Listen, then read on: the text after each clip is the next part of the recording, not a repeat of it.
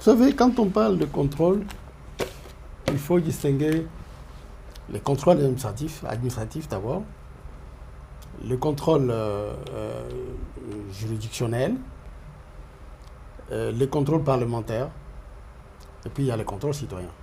Mais dans la Constitution, il n'y a que les trois que j'ai cités en premier qui sont là-dedans. Ça veut dire quoi? Ça veut dire que d'abord, au niveau de l'administration elle-même, excusez-moi, je vais être plus précis. Okay.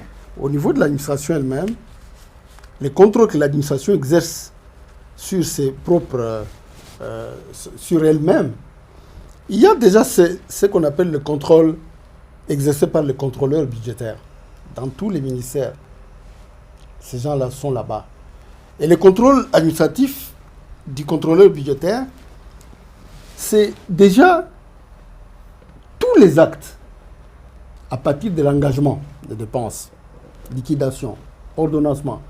Ils sont soumis au visage de ces contrôleurs-là, qui est dans l'administration. Et d'ailleurs, le ministre qui est le grand patron des ministères, ce contrôleur a la mission de donner un visa ou de refuser lorsqu'il constate qu'une dépense est mal engagée, par exemple. Vous voyez. Donc, il y a déjà ces niveaux-là. Il y a l'ordonnateur lui-même, celui qui engage. Tu vas engager une dépense quand tu sais que tes crédits, que le budget t'a donné, a donné à ton département, qu'il n'y a pas de moyens.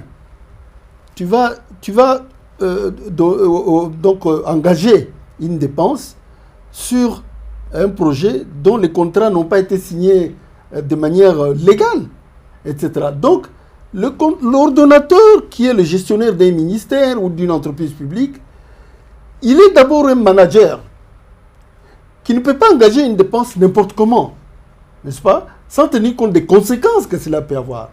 Oui. Ça, c'est le deuxième contrôle.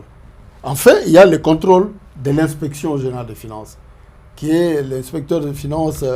L'inspection générale des finances, c'est vraiment l'institution, comment dirais-je, dispose d'une compétence générale, vraiment générale, en matière de contrôle des finances publiques et sur le contrôle des biens de l'État.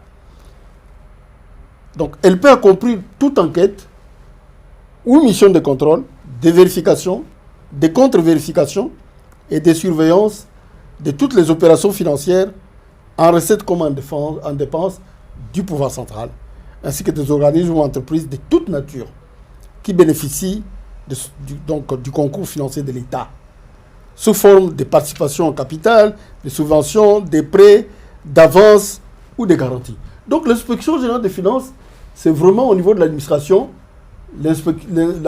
l'inspection, comment dirais-je, le contrôleur supérieur par rapport à tous les autres, mais il s'agit d'un contrôle, somme toute, administratif. Ça veut dire quoi? Ça veut dire que le rapport de l'inspection générale des finances, aujourd'hui d'ailleurs dans notre pays, il y a une sorte d'anomalie. L'inspection générale des finances, ailleurs, relève du ministère des Finances. Ça veut dire quoi? Que le rapport de l'inspecteur des Finances, le ministre de la Défense, des Finances, peut ou pas les rendre publics. Mais chez nous, c'est encore pire. L'inspection générale des Finances dépend de la présidence de la République. Vous avez vu dans l'affaire des 15 millions. On lui a dit, vous arrêtez. Et il a arrêté. Parce qu'il dépend de la présidence de la République. On lui a dit, on arrête cette affaire-là. Est-ce que vous avez encore entendu parler de ça? Oui. Et ça, c'est contrairement à la Cour des comptes, qui, elle, dans ces cas-là, parce qu'elle a la Cour des comptes dans sa mission, elle a aussi des missions d'audit. Si elle arrive à faire un audit, et qu'elle observe et constate des délits, des manquements, personne ne peut l'arrêter, personne ne peut dire non, votre rapport, on les suspend. Non, non, non. La Cour des comptes a cette indépendance-là. C'est pour ça que nous plaidons beaucoup pour que la Cour des comptes soit réhabilitée. Elle a cette indépendance. Le président de la République ne peut pas venir dire allez, vous, votre rapport là de la Cour des comptes, bon, allez, on va les mettre sous la chaise. Non, il ne peut pas. Il ne peut pas. Et donc, autant ce contrôle de l'inspection générale des finances est très important, autant son impact peut être très limité Parce qu'il s'agit d'un contrôle de l'administration sur elle-même et la tutelle de l'inspection générale des finances peut dire stoppez-moi cette affaire-là. Et on n'en parle plus. Rappelez-vous du temps de Joseph Kabila. Ils dépendaient de lui. Est-ce que vous avez beaucoup de Congolais ont entendu parler de l'inspection générale des finances? Non. Ils étaient étouffés. Ils ne pouvaient rien faire. On les a ramenés à la présidence, non pas pour leur donner plus de pouvoir, mais pour leur dire, allez, asseyez-vous là, et taisez-vous. Et c'est ça qui s'est passé. Ouais. Donc, ça c'est pour les contrôles. Oui, vous avez une question? Vous pouvez poursuivre en fait. Pardon? Vous pouvez poursuivre en fait. Oui, ça c'est pour les contrôles administratifs. Okay. Ensuite, il y a un deuxième type de contrôle, c'est le contrôle juridictionnel. Ce contrôle juridictionnel, c'est celui qui est assuré par la Cour des comptes. La Cour des comptes, selon l'article 124 de la LOFIP, la Cour des comptes exerce un contrôle sur les organismes qui bénéficient de tous les concours de l'État au niveau du pouvoir central.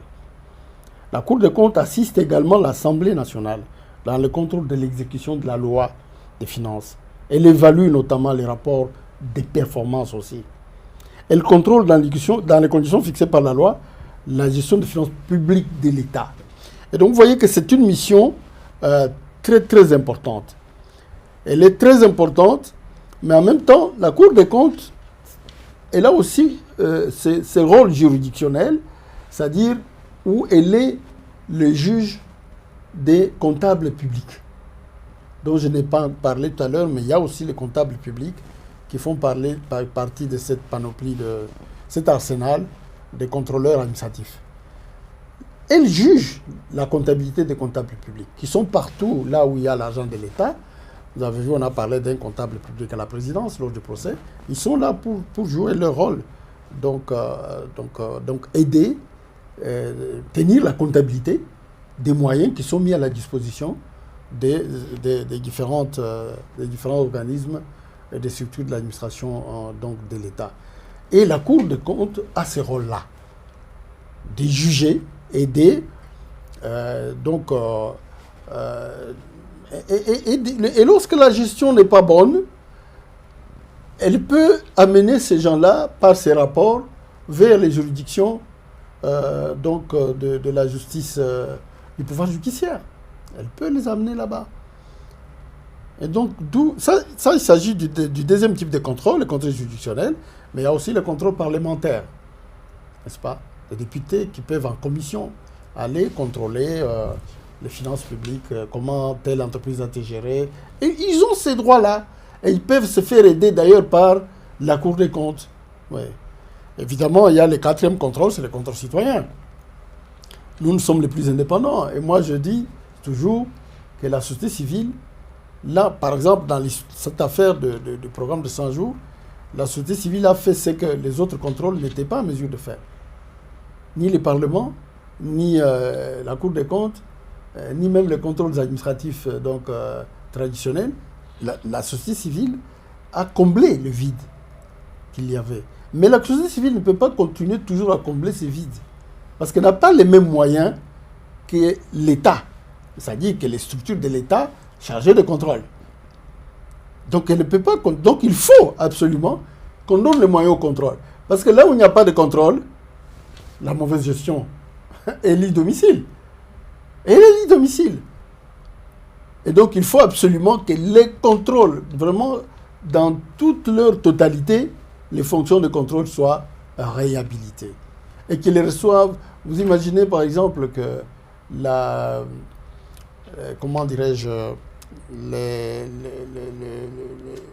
l'inspection générale des finances. L'inspection générale des finances a déclaré lors d'une conférence l'autre week-end à l'Assemblée nationale, il y avait un atelier de l'Association des parlementaires africains de lutte contre la corruption, que depuis le début de l'année, ils n'avaient reçu que 12 000 dollars. 12 500, quelque chose comme ça, dollars, pour les frais de fonctionnement. Comment vous voulez fonctionner avec ça? Oui. Donc, d'un côté, on parle beaucoup, l'inspection générale, etc., mais on ne lui donne pas les moyens de travailler. On ne lui donne pas les moyens de travailler. Donc, parmi les instruments, il y a bien sûr celui que le président de la République vient de créer récemment. Mais bon, ça, disons que je dois être sincère avec vous. je considère que c'est un instrument de trop. C'est un instrument de trop. Il prend les moyens qui normalement devaient être donnés à l'inspection générale des finances et à la Cour des comptes, voire même au contrôle parlementaire. Elle prend ces moyens-là. Est-ce que le président de la République a besoin d'avoir un instrument de contrôle sous sa botte? Il a déjà l'inspection générale des finances. Un deuxième encore. C'est pourquoi? Pour étouffer les affaires qui peuvent être proches de lui ou de ses proches. Ses proches, ça peut être un ministre de son parti, ou etc. Vous voyez, donc pour moi, le président Kabila avait créé aussi le même type d'instrument qui était dirigé par les conseillers Luzolo Bambi. Nous connaissons tous les résultats. Ça n'a rien donné. Sauf les discours, de dire que nous perdons chaque année 15 millions de dollars,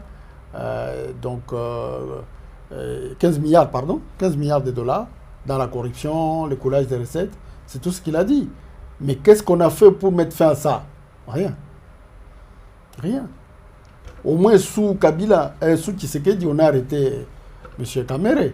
Mais sous Kabila, est-ce qu'on a les souvenirs d'un haut responsable public qu'on a arrêté pour détournement? Non. Donc, je pense qu'il y a un sérieux problème par rapport à ça.